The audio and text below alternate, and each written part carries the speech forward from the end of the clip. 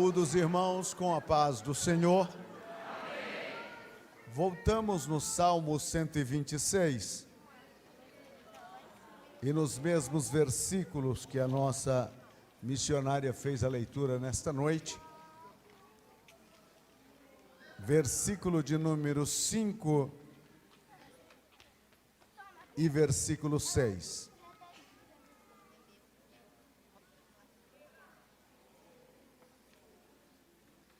Diz-nos a palavra: aqueles que semeiam em lágrimas, colherão com alegria. Aquele que vai adiante e chora, carregando as sementes preciosas, voltará sem dúvida com regozijo, trazendo os seus molhos consigo. Podeis sentar, meus irmãos. Esses dois versículos, ou melhor, este salmo de número 26, é um salmo do cativeiro. É o desejo daqueles que foram levados ao cativeiro da Babilônia, o desejo de restauração à sua terra, a terra de Judá, e precisamente a cidade de Jerusalém, aonde estava os restos do templo. Eles queriam uma restauração. E ele pede, o salmista, nesse salmo gradual, dizendo: restaura, Senhor, a nossa sorte, como as correntes do sul, como aquele vadi, pequenos riozinhos, que com o verão se seca, mas quando vêm as chuvas de torrentes, eles transbordam, e traz alegria para toda a terra árida. Assim é o desejo do salmista ao cantar este salmo: restaura-nos, Senhor, como as correntes do sul, faz fluir novamente as tuas águas, traga alegria ao nosso coração, molhe esta terra seca, faz transbordar as águas, faz-nos alegrar de novo. E aí então vem o versículo de número 5 e de número 6, e ele está falando sobre uma semeadura e uma colheita. E eu quero usar esses dois versículos para o entendimento missionário. A semente preciosa. Na verdade, o missionário, ele vive em função da semente. A vida dele é em função desta preciosa semente. Quem determina os seus dias é a semente. Quem determina os seus sonhos é a semente. Quem determina o seu sucesso também é a semente. A sua vida está fundida na semente e a semente fundida na sua vida. Então não tem missionário sem semente e nem semente sem missionários. O missionário vive nesta função. A outra verdade é que o trabalho do missionário em função desta semente é árduo. Fala sobre levar a semente semeando. Olha a ação do missionário. O campo missionário não é uma rota de turismo, não é um tour, é um trabalho e trabalho duro. Porque o missionário tem, antes de lançar a semente, preparar o terreno. Toda semente precisa de um terreno preparado. Na parábola da semente que fora lançada à beira do caminho, entre as pedras, elas não podem frutificar, porque o terreno não estava preparado. Mas quando caiu em boa terra, terra preparada, a semente frutificou. Toda a semente precisa de um terreno adequado, e quem prepara o terreno é o missionário. Ele é quem vai preparando este terreno. E a Bíblia disse que o preparo do terreno é mais ardoroso do que o lançar da semente. O preparo do terreno é onde gasta a vida do missionário.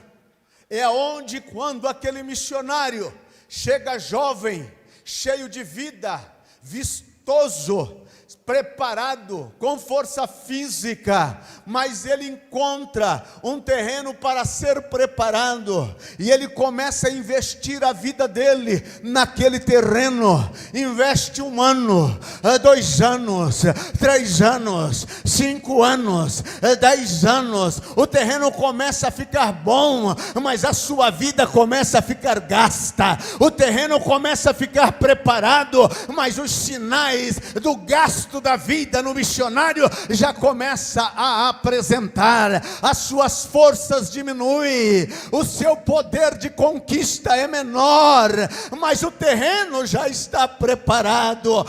Meu querido, e muitas vezes se depara com um terreno que exige muito mais força, terreno seco, como aqueles pequenos vadios secos, somente poeira, e o missionário ali gritando e dizendo: restaura a minha sorte, restaura este quinhão, restaura esse torrão, restaura este local. É uma terra dura, é uma terra seca, mas é aqui que eu vou lançar a semente.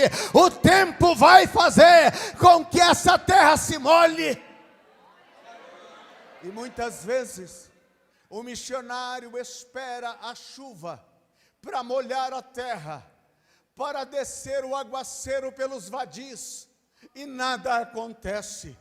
Ele então começa a orar, e muitas vezes a oração não funciona, a oração não tem resposta, ela bate como num céus de bronze, e não tem força para passar, para romper a expansão. E o missionário então, chorando, agora ele muda a sua atitude. Como não vem água dos céus para molhar a terra, ele tem que providenciar a água. Aquele que leva a semente andando e chorando. O solo é duro, mas vai amolecer com as lágrimas do missionário. O solo é difícil, mas o missionário vai molhar aquela terra seca. É como alguém muitas vezes disse: já fiz de tudo, pastor, já orei por aquele lugar, já jejumei por aquele lugar, já não tem mais o que fazer naquele lugar. E aí você pergunta: já experimentou molhar a terra com as suas lágrimas? Se você ainda não viu sinais, começa a molhar a terra com as suas lágrimas. Você preparou a terra, falta molhar. Use as suas lágrimas para molhar a terra seca.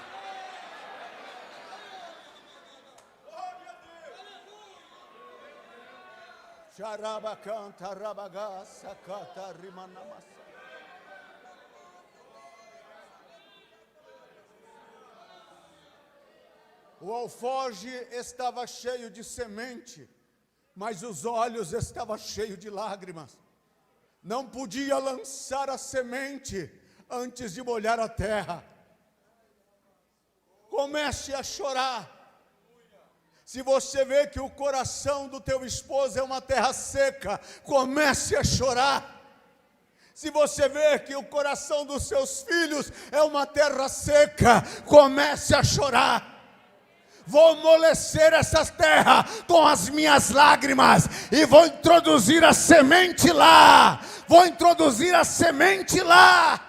Você é missionário e o missionário está gastando a sua vida pela semente. Pastor, eu tenho o embornar cheio de semente, mas se uma só semente frutificar, valeu a pena. Valeu a pena. Jesus disse: uma alma vale mais do que o mundo inteiro. Valeu a pena. E o próprio Jesus disse: os anjos de Deus fazem festa, alegria, Alegria nos céus é coisa séria. Não é todo tempo que há alegria nos céus. Mas quando um pecador se arrepende, os céus bradam de alegria. Há uma festa diante do trono de Deus. Agora, muda-se a cena. Ele vai andando, chorando e semeando. Mas tem o regresso. A volta nunca será como a ida. A volta, ele volta trazendo os seus feixes. Ele tem o que contar.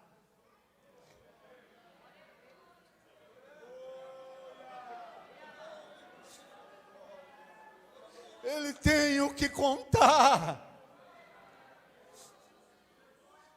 E cada uma daquelas sementes para ele tem um preço. Preço de vida. Preço de vida. E naquele terreno seco, molhado pelas lágrimas, aonde ninguém pensava que podia acontecer um milagre. O segredo da preciosidade da semente, que a semente é portadora de vida. E o poder da vida, ninguém pode deter. A vida consegue nascer, ainda que pareça ser impossível, a vida resplandece. Já olhou para um coco? Viu como dá trabalho para quebrar um coco?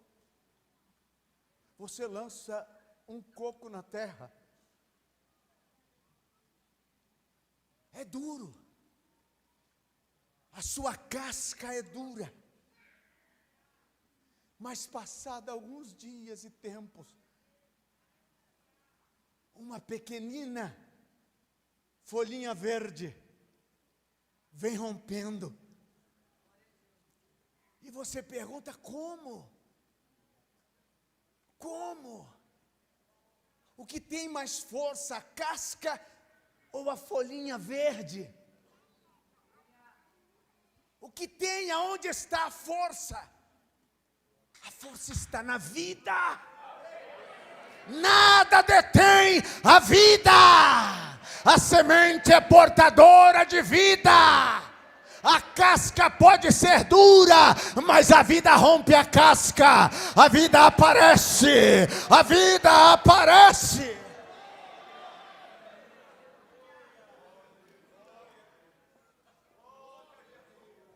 Em 1981, na cidade de Limeira, na beira do Ribeirão Tatu, numa favela, Jardim Nova Europa. Nós fomos de Castilho para Limeira em 77. Cheguei em 77, eu tinha 14 anos. Em 81, nos anos 80 para 81, 79, 80 e 81, eu já estava no mundo das drogas. Eu já estava embalando nos sábados à noite, com Olivia Newton-John, John Travolta e todo aquele pessoal que vocês conhecem. Como a gente não tinha dinheiro, a gente então tomava aquele perfume chamado Avon. Você deve ter conhecido ele. Aquele perfume era uma bênção. Você passava nas axilas e tinha que ficar com as asas abertas até secar, porque queimava tudo. Álcool puro. E era com aquilo que a gente fazia o rabo de galo para sair no sábado e barbarizar nas discotecas da cidade.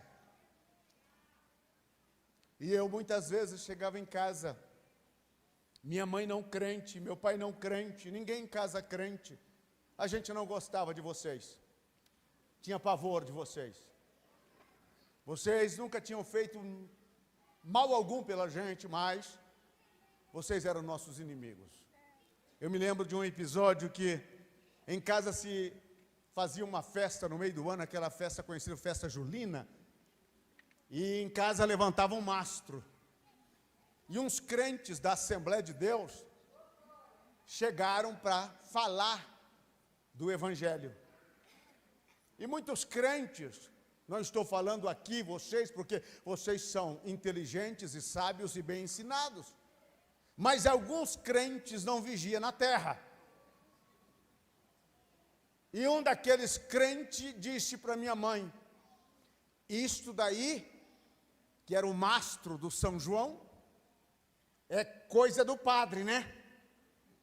A minha mãe disse: não, meu marido não é padre. E já gritou para mim: Cido, porque era assim que eu era conhecido em casa: Cido, traz a vassoura e um rodo. E a gente pegamos um carreirão nesses crentes, que eles vão correndo até hoje. Era essa a nossa vida. Eu já havia acabado com alguns ar livres, quando encontrava crente pregando nas ruas. Me possuía. Hoje eu entendo que era demônio mesmo. Naqueles dias eu pensava que era raiva. E eu ficava desesperado ao ouvir os crentes pregando. Então, com esta idade, de 18 para 19 anos, eu já era conhecido no bairro. E o meu apelido de guerra era Caveira. Todos conheciam eu naquela favela, o Caveira. Este era um apelido de guerra. Graças a Deus que Jesus fez motor, lataria e pintura. Mudou tudo. Tirou tudo. E no ano 81, um rapaz passou na frente do nosso barraquinho, que era feito de costaneira de madeira e rebocado de barro. E olhou para mim e disse: Caveira, você não quer ir na igreja comigo? Eu estava num estado da vida muito decepcionado, porque eu tinha tido na sexta-feira uma briga com meu pai e eu andava armado com aquele punhal, língua de tatu. E naquela briga eu tive a infelicidade de arrastar o punhal para o meu pai.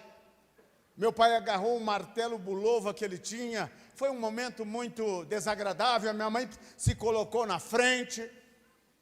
E aí o meu pai soltou essas palavras: cuidado com as palavras que você diz em direção ao seu filho. Tantas pessoas boas morrem.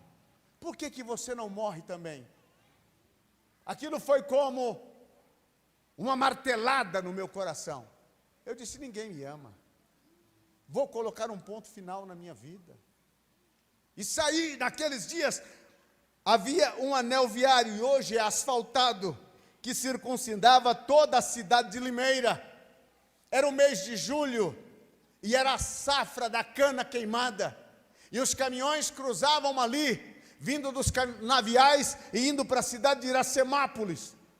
E eu tive a ideia: vou para a beira do anel viário, me lanço debaixo de um caminhão daquele, acabo com tudo. Ninguém me ama, meu pai não me ama, ninguém me quer. E o diabo disse: isso, faz isso mesmo. Você vai ver que eles vão lembrar de você e vão ter saudade. O diabo, ele é terrível, não brinque com ele. E eu fui. E comecei a andar 2 horas, andando em volta do anel viário. E nenhum caminhão de cana passou. Passava Kombi, Fusquinha, Brasília, Corcel, DKV, TL, só coisa boa. Eu disse: não vamos jogar debaixo de um negócio desse daí, porque não, o máximo que pode fazer é quebrar um osso ou outro. Eu preciso de algo que passe e não sobre nada. 2 horas depois eu estava de volta. Meu pai aí olhou e disse: chegou?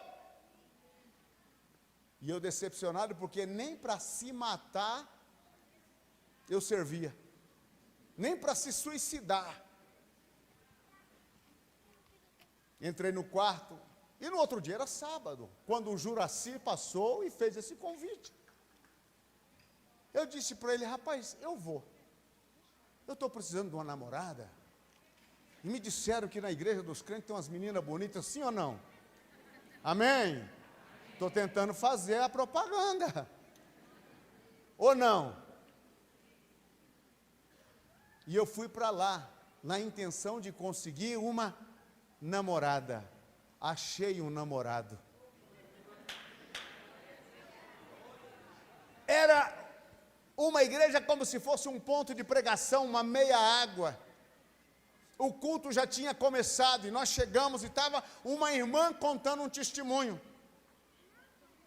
E eu cheguei, quando eu pisei na entrada, a irmã parou o testemunho, estralou aqueles 2 olhos grandes na minha direção, parecendo 2 ovos fritos, e esticou aquele dedo e disse, jovem, o Senhor me manda eu te dizer que Ele te trouxe você aqui nesta noite, porque Ele tem um propósito na sua vida.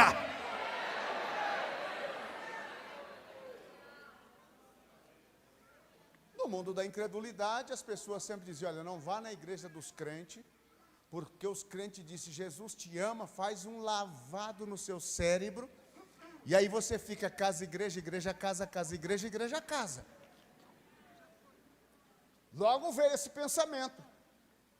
Aí eu fiz como aqueles crentes, aquelas pessoas que vêm pela primeira vez nas igrejas de crentes, sentei lá num dos últimos bancos, e ela dizia, vem aqui, eu vou orar por você. Eu disse, Deus me livre. Falei, vou sentar aqui, meio escondido, travar aqui deste banco, daqui eu não saio e daqui ninguém me tira.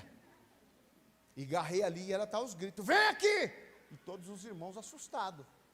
Uns falavam num idioma que eu não entendia, eu disse, entrei num hospício. Não é possível um negócio desse. E agarrado ali, e falei, vou agachar a cabeça e fingir que eu estou rezando. Pá! Quando eu levantei a cabeça, eu estava lá na frente. Eu chorava, mas chorava. Olha que eu, para chorar, era difícil. Eu chorava desesperado. Os irmãos vieram, fizeram um círculo em volta de mim. E essa senhora, ela não era dirigente de nada, ela só estava contando um testemunho, mas parece que o Espírito Santo agarrou ela numa autoridade celestial. Porque quando não tem homem, Deus usa mulher. E ela, joelha!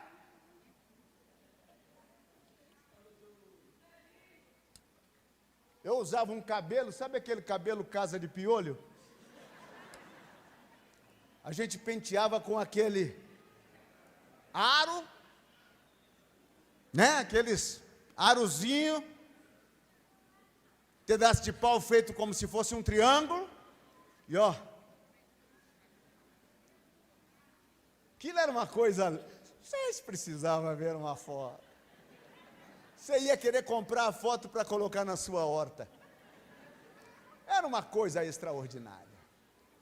Eu dobrei os joelhos, eles colocaram a mão naquela minha cabeça e eu pensando, vai estragar o penteado. Oraram por mim. E eu chorava, não entendia. Quando terminaram de orar, eu disse, já posso levantar? Pode. Levantei como se fosse uma pena.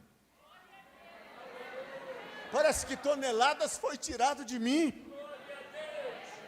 Eu estava cheio de amor. Eu podia amar todo mundo. Eu não sei nem como terminou aquele culto. Eu só sei que eu vim para casa como se eu estivesse pisando nas nuvens. E lá vinha eu. Falava para o Juraci, para um pouquinho, deixa eu chorar. Ele parava, eu segurava no poste e dizia, Jesus, eu te amo. Jesus, eu te amo.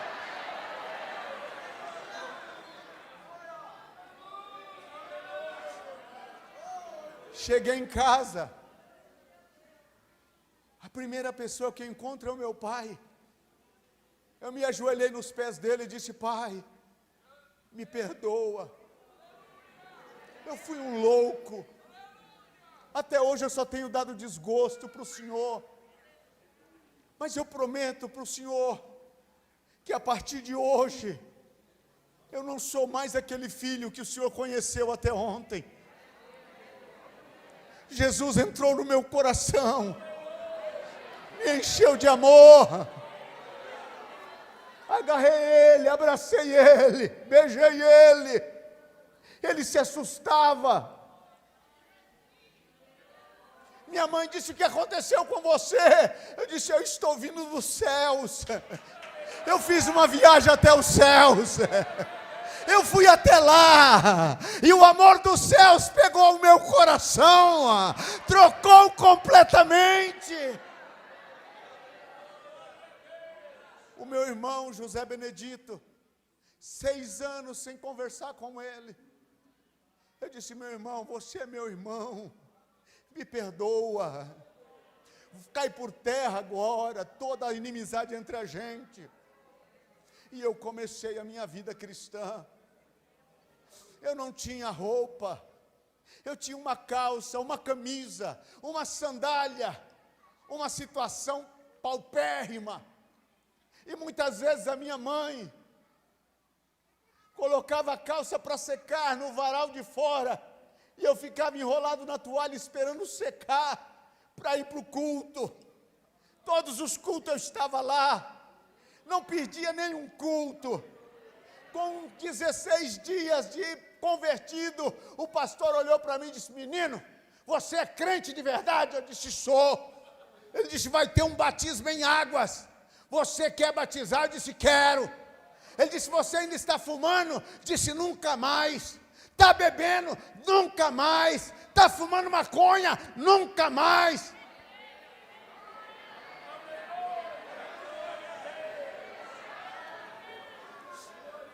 Ele meteu a mão na carteira e tirou uma nota e disse: vai, corta essa casa de arapuca da sua cabeça, porque sábado você vai descer as águas do batismo. E olhou bem nos meus olhos e disse: e se você desviar, eu te dou uma surra.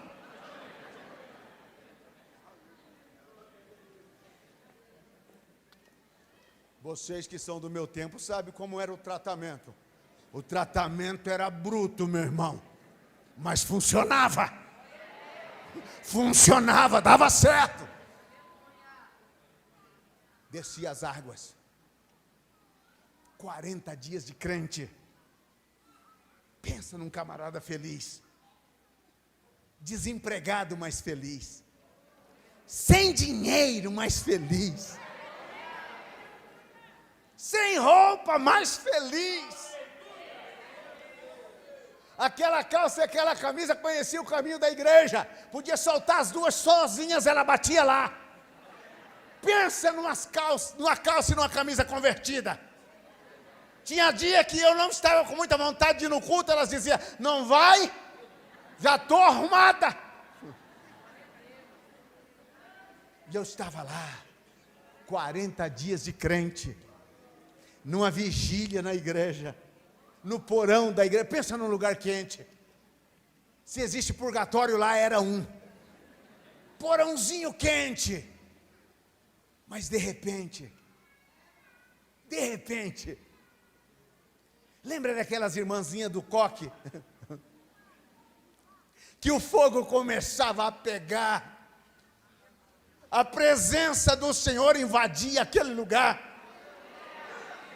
Uma coisa extraordinária, e naquela noite eu estava lá. O Espírito Santo veio, como chama de fogo, passou sobre a minha vida. Era aproximadamente 10 da noite, eu fui dar por conta, já era 4 da madrugada, eu pulei, eu dancei, eu sassariquei, eu fui para lá, eu vim para cá.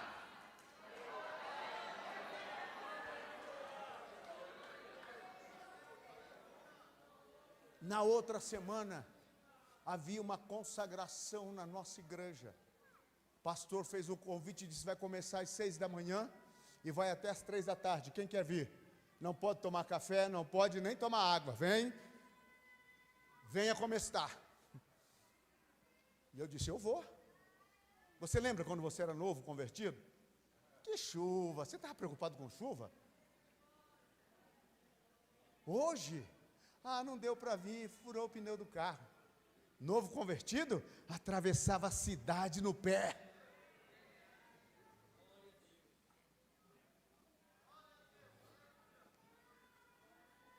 Eu disse, eu vou. E lá estou eu, com o meu famoso par de sandália, aquela calça que eu nunca tirava, e aquela camisa que se estivesse chovendo em Araraquara, lá em Limeira eu já estava molhado. Pensa numa coisa fininha, de tanto ser lavada, secada, lavada, secada, lavada e secada. E eu estava lá, e de repente veio um vento dos céus veemente, impetuoso, encheu aquele lugar da igreja. O meu pastor que estava lá ajoelhado no púlpito, ele veio de lá, cheio de Deus, colocou a mão na minha cabeça e disse, meu filho, eu tenho uma obra na tua vida. Vou te levar por muitas nações da terra. Eu sabia das minhas condições. E eu debaixo da mão dele eu pensava, Deus é poderoso mesmo para fazer isso, ou ele está meio... Eu disse, no meu pensamento eu disse, eu não tenho calça, não tenho camisa, não tenho sapato. Quando eu ouvi a boca do pastor dizendo, te darei camisa, te darei calça, te darei sapato, te darei esposa, te darei filho, farei com você o que você não imagina.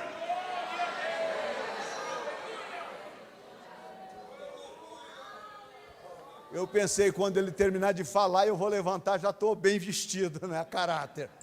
Levantei, olhei para os pés, falei, par de sandália está aí. A calça não podia nem esticar muito, que rasgava. A camisa a mesma. Mas aquilo que ele falou, não saía daqui. O meu exterior era feio, mas eu saí de lá bonito por dentro. Marchando como um verdadeiro vencedor de Jeová. Passou 3 meses, eu fui para Belo Horizonte fazer uma escola de missão na Jocum. Fiz a escola de missão e fiquei esperando Deus, para onde é que eu vou? Aonde o Senhor vai me mandar? Voltei para Limeira, no ano de 83, 84, eu conheci a mulher mais bonita dessa terra, que é a minha esposa. Era muito bonita, eu falei, ou eu caso ou passa outro aí e leva. Casei logo. Casei. Tem mulher que tem coragem. Aleluia. Eu vou dizer uma coisa para você, jovem. Quando você for casar, escolhe uma mulher de Deus. Dá uma olhada na moça. Se durante o culto ela vai no banheiro 3, 4 vezes, não casa não. Ela tem incontinência urinária. E você vai gastar todo o seu dinheiro na farmácia. E você, moça, olha para o rapaz, que na hora de ir no banheiro ele chama 3, 4 marmanjos. Casa não. Homem não chama outro homem para ir no banheiro, não. Homem é macho. Diga glória a Deus. Não é agora deu. Glória a Deus.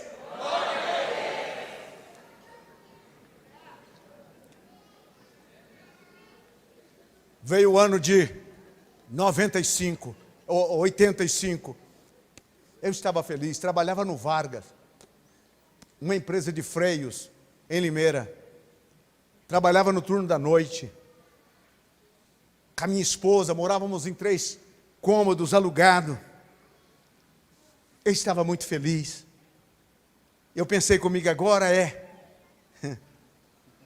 macarronada com frango assado na casa da sogra todo domingo. Coca-Cola estupidamente gelada. Falei, olha.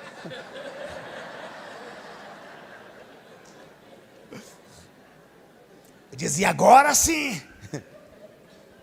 Isso aqui é vida. Vida com Jesus. E eu estava feliz da vida, meus irmãos. E a nossa igreja foi fazer um retiro com a juventude. Era o mês de fevereiro, na época do carnaval. E naquele ano 85, 86, era o ano que estava vendendo Monza como nunca. Sonho de consumo de todo crente, um Monza. E ainda quero colocar aquele adesivo atrás que diz, propriedade de Jesus. Vocês se lembram, né? E nós estávamos fabricando o freio, e era freio que não acabava mais. O nosso encarregado era o Cláudio, do Partido Comunista. O sujeito usava uma barba que parecia o profeta Maomé. E chegou o dia do retiro, e eu disse para ele, Cláudio, eu vim falar com você porque a igreja vai fazer um retiro com os jovens e eu preciso ir. Ele disse, de maneira nenhuma. De maneira nenhuma. Olha como nós estamos lotados de serviço. Não posso abrir mão de você. Eu disse, mas eu preciso ir. Ele disse, não posso abrir mão de você. Eu disse, eu vou orar. Ele disse, a quem? Eu falei, ao meu Deus. Ele disse, pode orar, o Deus que você quiser. Falei, tá bom. 2 dias depois era o retiro. Naquele turno, antes do retiro, eu cheguei. Ele olhou para mim e disse, parece que o seu Deus te escutou. Eu vou abrir uma exceção. Vai lá, ora por mim também. Tá bom? Fui para o retiro, próximo de Piracicaba, havia um morro grande, e havia um salão, e eu fui com um propósito, vou jejuar 3 dias, e vou ver o que Deus tem para mim, se é que Ele tem alguma coisa comigo. E eu comecei a jejuar. 2º dia do jejum, eu fui para a beirada do morro, e fiquei olhando a cidade de Piracicaba, começou a acender, e eu comecei a orar e dizer, Deus, nessa hora muitos jovens vão sair para beberem, se prostituírem, pular o carnaval. Senhor, o Senhor ainda tem alguma coisa comigo? Ou todas as suas promessas o Senhor esqueceu? Quando eu falei isso, eu recebi como um golpe no peito. Pum! E eu caí, desesperado. O meu coração se transformou numa bola de fogo. Parece que queria sair pela boca. E um desespero muito grande tomou conta da minha vida. E uma voz falou comigo e disse, vai e leva o meu pão para eles. Eu fiquei num estado de embriaguez. Eu não sei se você já ouviu falar em estar embriagado do Espírito. Assim eu fiquei. Eu não conseguia levantar, eu não conseguia andar, eu caía. O poder de Deus, a glória de Deus veio de uma forma tão grande sobre a minha vida. Eu disse daquele retiro que eu podia agarrar Satanás pelo pescoço e destroncá-lo como destronco um frango. Cheguei em casa, disse para minha esposa, ela disse, vamos continuar orando, e Deus vai aparelhar todas as coisas. E assim, meus irmãos, eu não podia mais trabalhar, eu estava no pé da máquina trabalhando, e começava a chorar e corria para o banheiro, Deus, o que o Senhor quer? Voltava a trabalhar e corria para o banheiro, Senhor, o que o Senhor quer? A minha esposa, grávida, no mês de maio,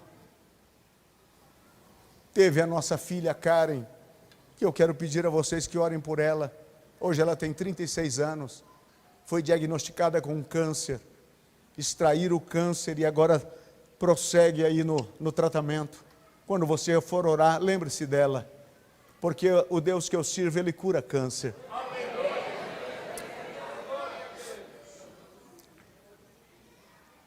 A minha esposa teve a Karen, fez a cesárea, e eu peguei uns dias para poder acompanhar ela. E no final de semana, tinha um congresso de jovem na cidade de Cosmópolis, que era pastoreada pelo pastor Antônio Peixoto, que já dorme no Senhor.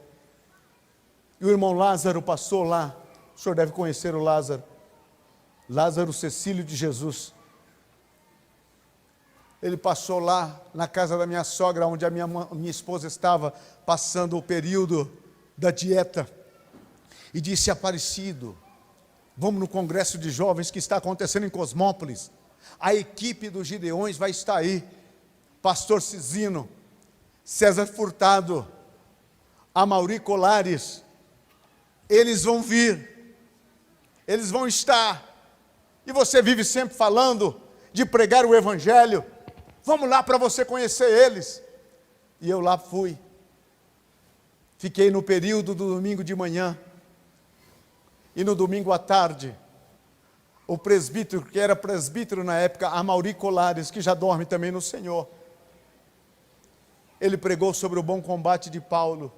E no final ele fez o apelo e disse: você que tem um desejo pela obra de Deus, vem aqui à frente, nós vamos orar por você. E eu estava lá no meio, era um galpão e tinha muita gente.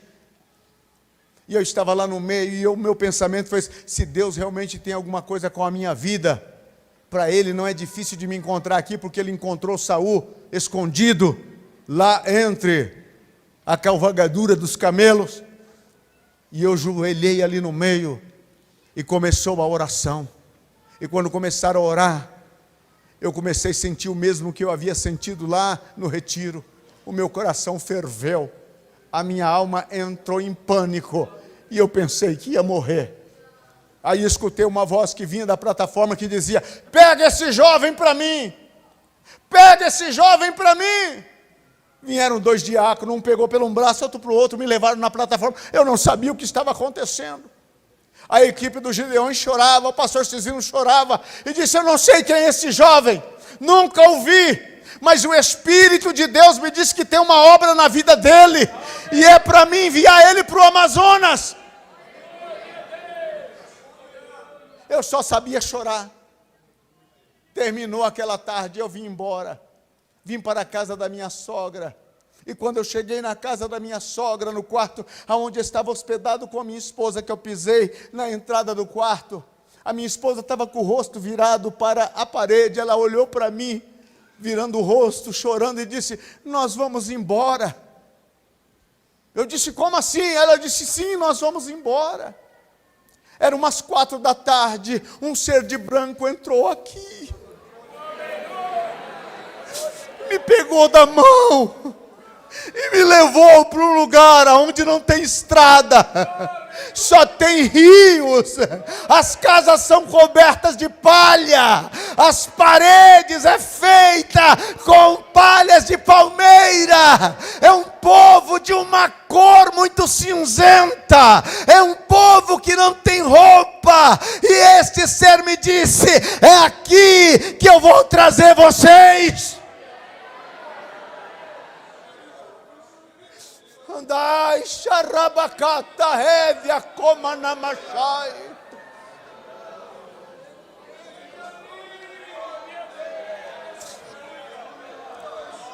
Aleluia. Aleluia.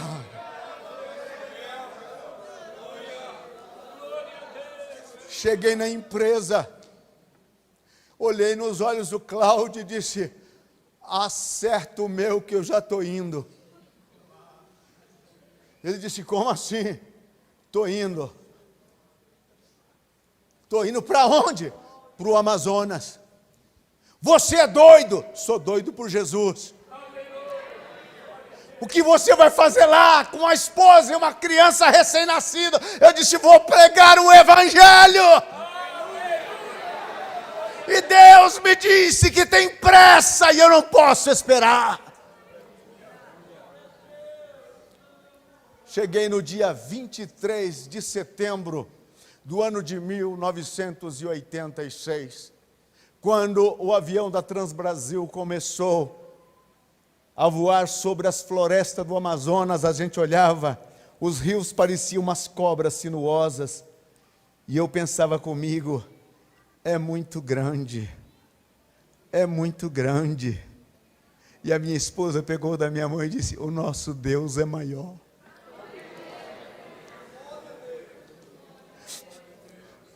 Nos receberam o pastor Alcebiades Pereira Vasconcelos, era o presidente da CEADAN e presidente da Igreja Assembleia de Deus em Manaus.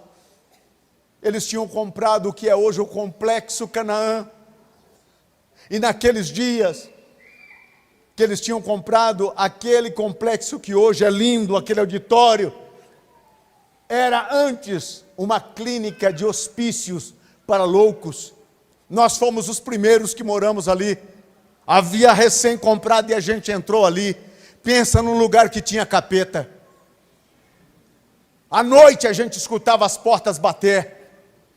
Pessoas caminhando, pessoas conversando. Mas não tinha ninguém. Os únicos era eu, minha esposa e a minha filhinha. A minha esposa se agarrava em mim e disse: eu estou com medo. Falei: o nosso Deus é maior.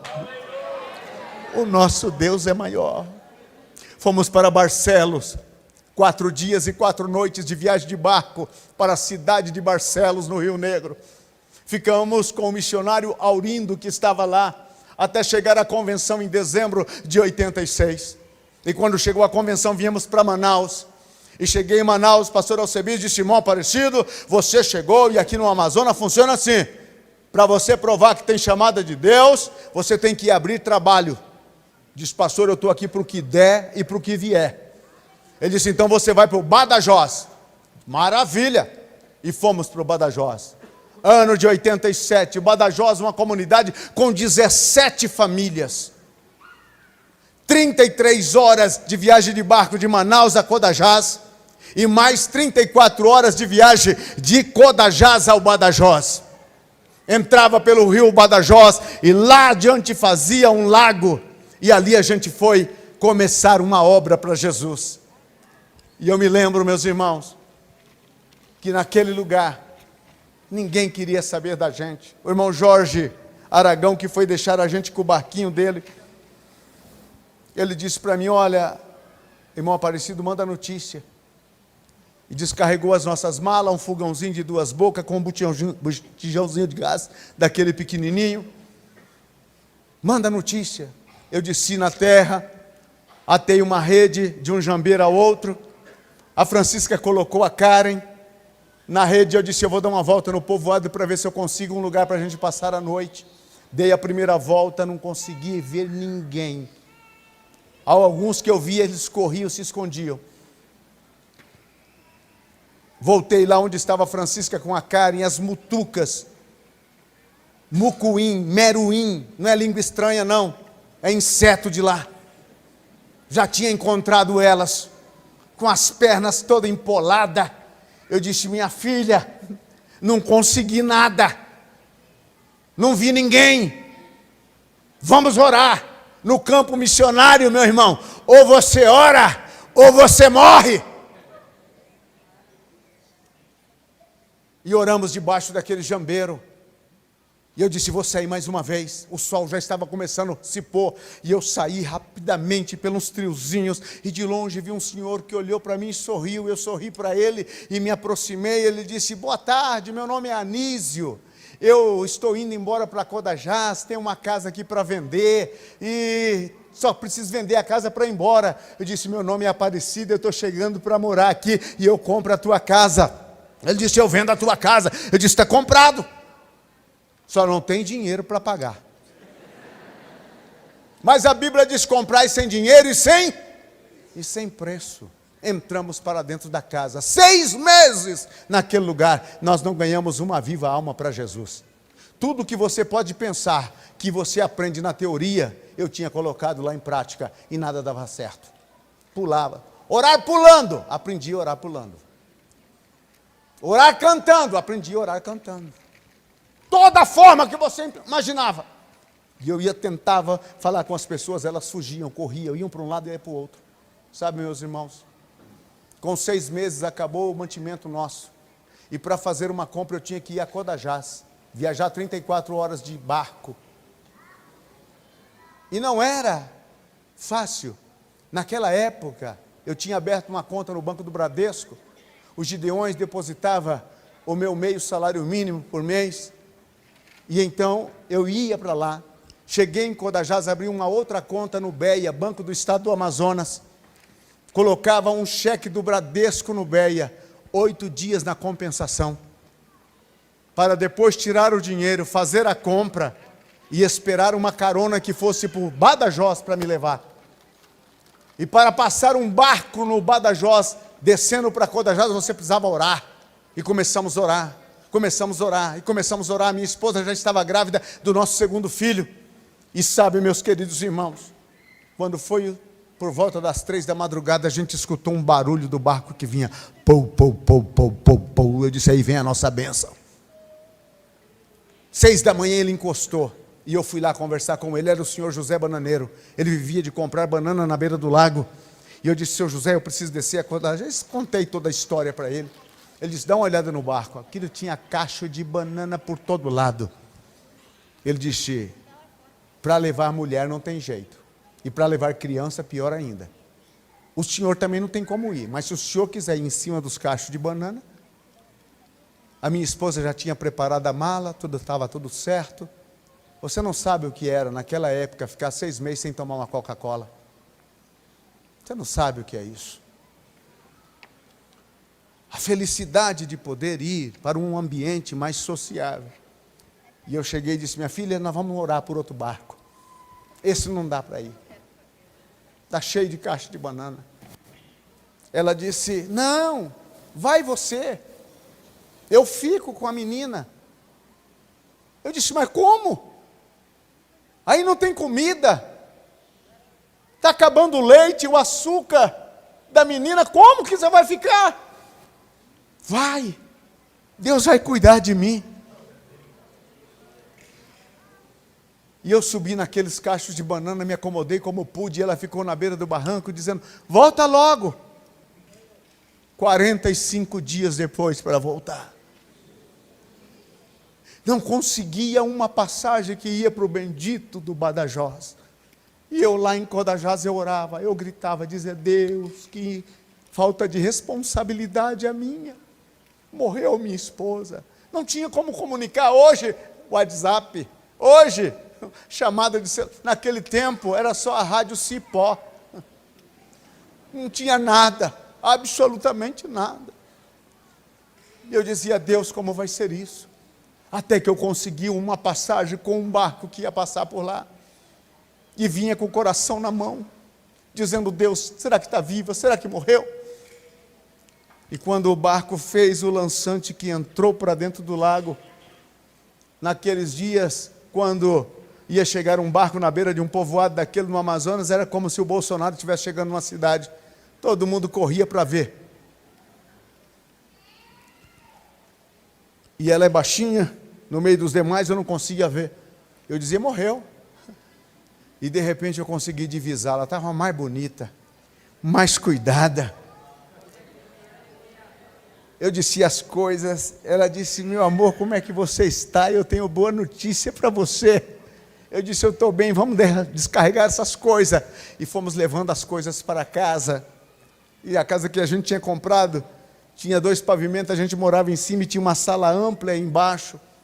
Ela disse, você chegou e eu quero te dizer que eu já tenho uma congregação. Disse, como assim tenho? É 12 menininhos com 3 meninas.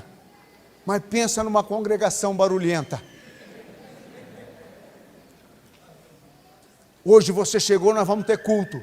A gente não acendia a lamparina, né? Porque a lamparina lá era com óleo diesel e o nariz ficava que nem escapamento de fenemé. A gente então acendia o localzinho com velas. E aí então começou a chegar aquelas crianças, peladinhas, sem roupa, descalças. E elas diziam, que hora vai ser a missa? Eu dizia, já, já. Entra! E eles foram entrando, sentando, entrando e sentando. Chegou um senhor por nome de Sebastião, pescador de peixe-boi. Ele disse, pastor, eu queria tanto assistir a missa, mas eu não tenho camisa, eu tenho só essa bermuda. Entra! Chegou a esposa dele com a camiseta. Lembra que os políticos naquela época distribuíam camiseta? Era aquelas camisetas que, depois da primeira lavada, ela torcia, né? E dava aquela encolhida para cima, assim. E ela tinha ganhado uma camiseta daquela de muitos e muitos anos. É a única coisa que eu tenho. E hoje eu olho para as irmãs e digo, eu não vou com essa, porque domingo passado eu fui.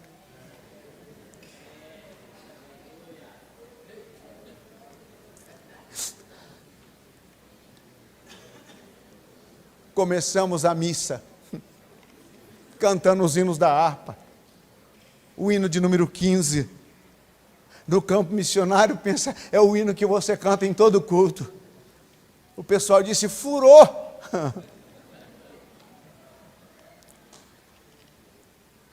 Aí a minha esposa foi cantar com as crianças.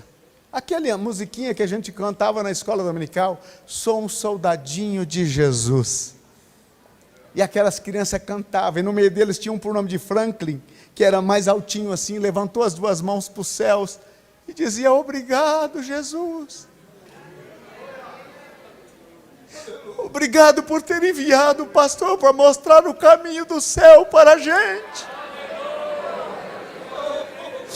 E quando olhava aquilo, meu irmão, eu lembrava das nossas igrejas, aonde a gente muitas vezes, por falta de uma roupa melhor, diz, não vou no culto. Mas do outro lado eu me alegrava, porque quando as trombetas soarem, lá no meio daqueles paranãs, daqueles igarapés, daquelas florestas, daqueles lugares ermos, há também amazonenses que vão subir para cantar no mesmo coral.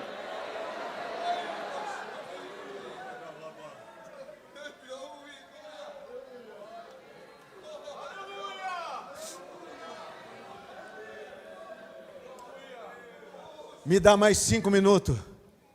E eu já encerro. Quem me dá mais 5 minutos? 1, 5, 10, 15, 20, 30, 40. Olha lá, 60, 80. Maravilha. Vamos até. É muitos 5 aqui. No final do ano de 87, vim para Manaus para a convenção. Pastor Alcebi disse, irmão Aparecido, que benção que está lá. Falei, o senhor nunca esteve lá. Não recebi nenhuma visita. A única visita era Jesus. E ele passava por lá já com a mochila quase vazia, porque passava primeiro por Araraquara. Quando chegava lá, já não tinha muita coisa. Ele disse, ainda não leste na Bíblia? Quando Eliseu disse para Geazi, porventura, o meu espírito não foi contigo? Aqueles homens tinham umas coisas que só a eternidade pode revelar. Mas eu preciso de você em outro lugar. Eu disse, pastor, eu estou apenas com... Não, você vai para outro lugar. Eu disse, outro lugar aonde? Ele disse, Estirão do Equador. Quando ele falou, chegou a encher a boca. Falei, isso deve ser coisa boa. É melhor do que picanha. Eu falei, aonde fica, pastor? Ele disse, não sei. Sai aí afora, procura o pastor Antônio, que faz 3 meses que ele veio corrido de lá. Ele vai dizer para você aonde é. E eu saí do gabinete dele e encontrei o pastor Antônio. Pastor Antônio, pastor Alcebiades me disse que eu vou para o Estirão do Equador. Ele deu 2 passos para trás, olhou para mim e disse, Deus tenha misericórdia da tua vida, meu filho. Eu disse, mas aonde fica? Ele disse, não, você pega um barco aqui em Manaus, viaja 12 dias e 12 noites até lá. Você vai 8 dias e 8 noites até Tabatinga, na fronteira do Brasil com a Colômbia.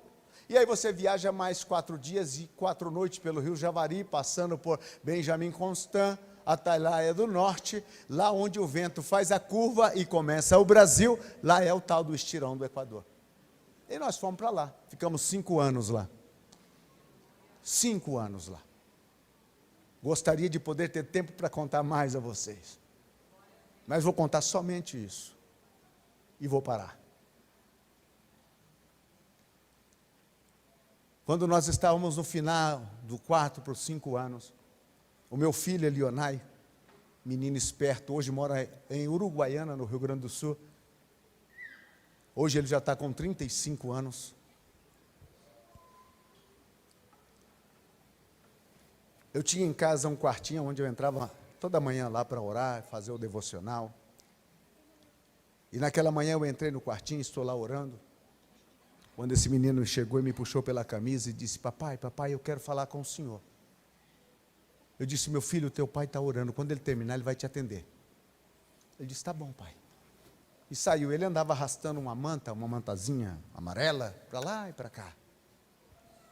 Terminei de orar e ele está esperando. Terminou, pai? Terminei. Então o que você quer, meu filho? Pai, hoje eu acordei com a saudade tão grande de comer pão. Pão em casa era um artigo de luxo. A gente comia pão quando eu ia em Tabatinga para fazer compra. Eu viajava 4 dias e 4 noites para fazer uma compra. E quando eu fazia essa compra, eu comprava um saco de fibra cheio de pão. E vinha para casa. E quando os crentes, os não crentes, os desviados, e até mesmo os demônios, sabia que o pastor tinha chegado e tinha feito compra e tinha trazido pão, era um culto maior do que culto de Santa Ceia. Porque depois do culto, você vai ver, os crentes partiam tudo para minha casa. E crente tem um negócio de contar testemunho, irmão. E cada testemunho era um pão. Crente é uma benção, meu irmão. Mas come uma barbaridade. Lá em Araçatuba, quando diz, é para crente o jantar, se custa 10, vai para 20. Eles têm um corpo saudável. E come mesmo, irmão. E ainda diz, Deus prometeu comer o melhor dessa terra. Maravilha. Irmão, nós vamos para o céu. Mas a gente comeu muito nessa terra. Sim ou não? Vamos entrar cantando e dando glória a Deus. Pernas fortes, corpo sadio, comemos bem, andamos bem, bebemos bem, porque o nosso Deus tem poder de abençoar. E eles comiam e comiam e eu olhava para o saco de pão. E não era tempo de ir a Tabatinga para fazer compra. E nesse período, enquanto eu não ia a Tabatinga, o nosso café da manhã era café negro com bananas fritas. Uma banana peruana. A minha esposa cortava aquilo em rodelas, aquele troço lá. Fritava. Meu irmão, café da manhã daquele lá. Café de muitas estrelas. Você tomava um café daquele, meia hora depois, parece que você engoliu um tijolo. 1 hora depois você estava que nem um dragão, soltando fogo pela boca. Uma azia miserável. Ninguém aguentava aquilo. E não era tempo de descer para Tabatinga. Eu disse, vai tomar café com bananas fritas, que a sua mãe já fez o café com a banana frita. Ele começou aquele sapateado pentecostal. Não, pai, eu quero é comer pão, eu quero é comer pão, eu quero é comer pão. Eu falei, espera aí, que eu vou descer lá, falar com os tenentes, com o sargento Santana, que era o tesoureiro da nossa igreja. Olha a tesouraria da nossa igreja. Um tatu de dízimo. Uma paca. Uma cutia. A banda de uma capivara, 1/4 de anta, meio queixada, uma manta de pirarucu, uma manta de jacaré, um tambaqui, e muitas vezes um cipózinho com 4 traíra. Pacotinho de farinha d'água, era o que entrava. Dinheiro era que nem perna de cobra. Ninguém via. Eu colocava uma nota de dinheiro na carteira, ela desbotava, grudava dentro da carteira, não tinha onde gastar. Não tinha no que gastar. E eu disse para o Santana, Santana, eu vim aqui. Meu filho hoje acordou com uma saudade de comer pão e eu vim aqui buscar um pão. Ele olhou para mim e disse, misericórdia, pastor. Não tem pão. Eu disse, mas de repente um que o rato roubou, escondeu em algum lugar. Ele disse, não tem rato, pastor.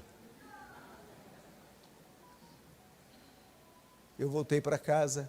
E você que tem filho pequeno sabe, quando eles querem alguma coisa, ou eles ganham, ou eles ganham. Mas que ganham, ganham. Ele olhou para mim e disse: o senhor trouxe o pão, pai? Eu disse: não tem pão. Aí começou o sapateado pentecostal de novo. Eu quero comer pão, eu quero comer pão, comer pão. Eu disse: você acredita que Jesus pode mandar um pão para você? Ele olhou para mim com aqueles olhares de criança. Claro! Eu disse: então vamos lá para dentro do quarto. Entrei dentro do quarto, dobrei o joelho do lado de cada cama, ele dobrou o joelho do outro lado, com aqueles olhos grandes de criança para mim, pensando: o pão vai aparecer flutuando aqui. Olhando para mim, disse: pode orar, pode pedir, pode falar. E aí ele fez aquela oração de filho de missionário. Se missionário já é pidão, imagine os filhos. Papai do céu, o Senhor é o meu pastor e nada me faltará. Já agarrou a Deus pela palavra. Hoje eu acordei com saudade de comer pão. Manda um pão para mim, papai do céu. Amém. Eu disse: já. Ele disse: já. Então vai tomar café com bananas fritas. Pensei comigo: Deus vai transformar o sabor da banana em sabor de pão. Estava tentando facilitar o milagre. Não é assim que a gente faz? Não precisa ser novo o carro, não, senhor. Pode ser uns 149 problemas usadinho que eu quero. Tentando sempre facilitar o milagre. E eu vou saindo em direção à porta da cozinha e ele vai para a porta da sala. Eu disse: ei, garota, onde é que você vai? Vou sentar ali na porta e vou esperar o pão que o papai do céu vai mandar. Eu não tinha tanta fé, passei pela cozinha e café com bananas fritas. Eu estava fazendo os bancos da igreja, desci lá para o fundo, no ranchinho onde eu estava trabalhando, lixando lá umas madeiras. Passou umas 2 horas, eu já tinha esquecido de tudo, intertido ali naquele trabalho. Aí escutei uns gritos na cozinha de casa. Falei: meu Deus, alguém se acidentou lá. A Karen, a Francisca, o menino, o Eli, que queria um pão. E eu vim correndo. E quando eu cheguei na porta da cozinha, ele tinha um pão. Chorava e gritava e dizia: ele mandou, pai. Ele mandou o pão, pai. Ele mandou. Eu disse: meu filho, o que é isso? Ele disse: não, pai, eu sentei lá. Eu olhava para cima e dizia: Jesus, o meu pão.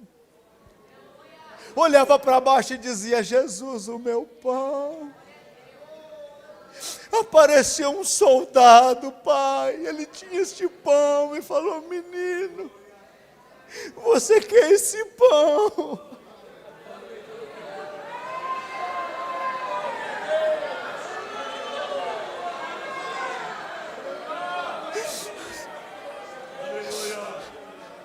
Ele dizendo: eu estou só esperando, eu já pedi para o papai do céu. Eu procurei no pelotão todo, para todos os lados, onde está esse soldado, eu não encontrei. Um dia eu lendo a Bíblia, eu vi que Jesus tem pão, tem anjo que é padeiro. Aquele que fez o pão para Elias. Eu disse: foi ele, foi ele, foi ele, foi ele.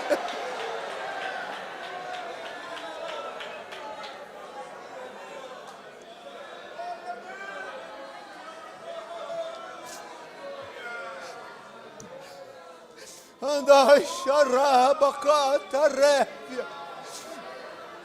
De novo a louça teve a comanaia.